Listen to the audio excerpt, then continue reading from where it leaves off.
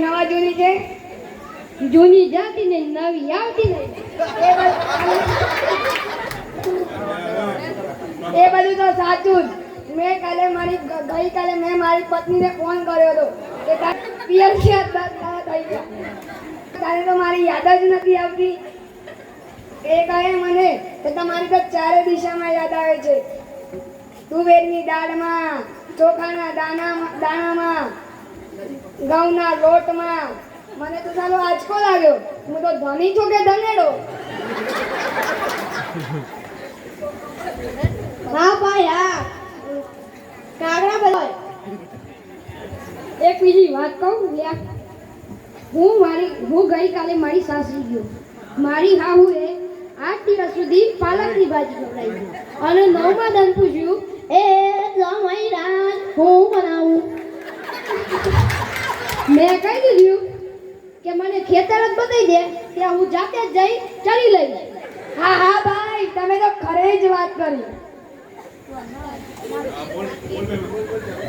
અરે કાલે હું મારી પત્ની જોડે માર્કેટમાં ગયો.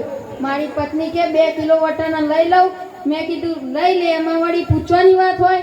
એ કે પૂછવું તો પડે જ ને, ખોલવાના તો તમારે જ છે ને. અરે ભાઈઓની શું વાત કરો છો? આજકાલના પ્રજાને જુઓ ને, મારી ટિંડોળના હાથમાં મોબાઈલ આવ્યો એટલે આપણી સાથે વાત કરતા હોય ને કોઈકનો ફોન આવે એટલે હાલવા જ માંડે આપણે ખેતરના ચાડિયા છીએ.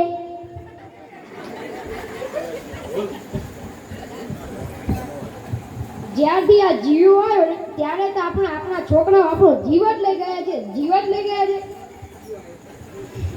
એનું નામ જીઓ નહીં, એનું નામ મરો રાખવા જેવું હતું. અરે હું કાલે મારા ટેનિયાને કાલે સાહેબે પૂછ્યું કે 15 ફળોના નામ બોલ. મારા ટેનિયાએ કીધું કે એક સફરજન, એક ચીકુ અને ત્રીજું પપૈયું અને 1 ડઝન કેળા. થઈ ગયા ને 15.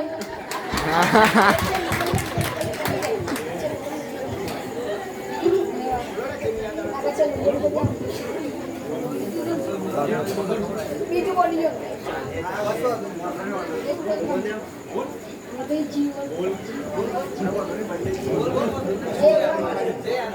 પેલા જીયાએ એક વાત કરું કે પેલા જીયાએ 25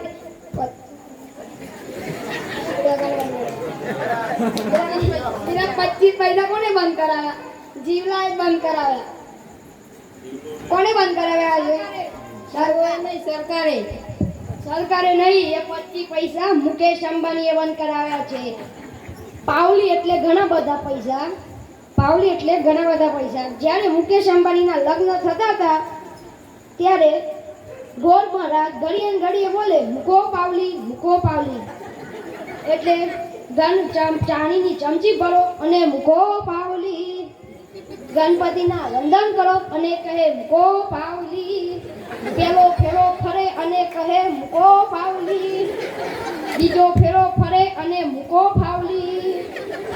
મુકેશને એટલી ખીસ ચડી, મોટો થઈને આ પાવલી બંધ ના કરી દઉં તો મારું નામ મુકેશ અંબાણી નહીં.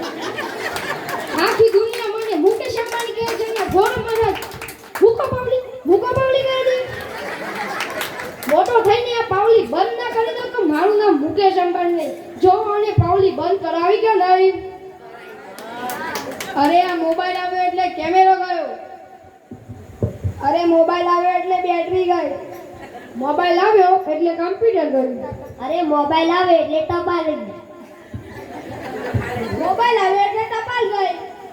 મોબાઈલ આવે એટલે ઘડિયાળ ગઈ. અને એ જો મોબાઈલ આપણી બાયડીના હાથમાં ગયો તો આપણે ગયા. લેવા કરો.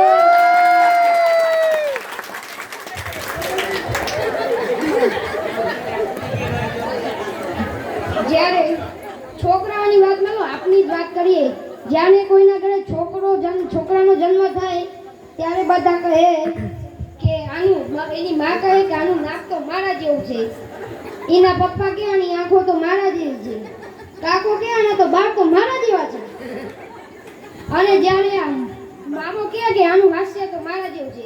જ્યારે આ છોકરો મોટો થઈને ના કરવાનું કરે ત્યારે બધા કયા હરામખોર કોણી જેવો પાક્યો છે. આ બધા તો નવરા છે, આપણે કઈ નવરા છીએ? હાલો હાલો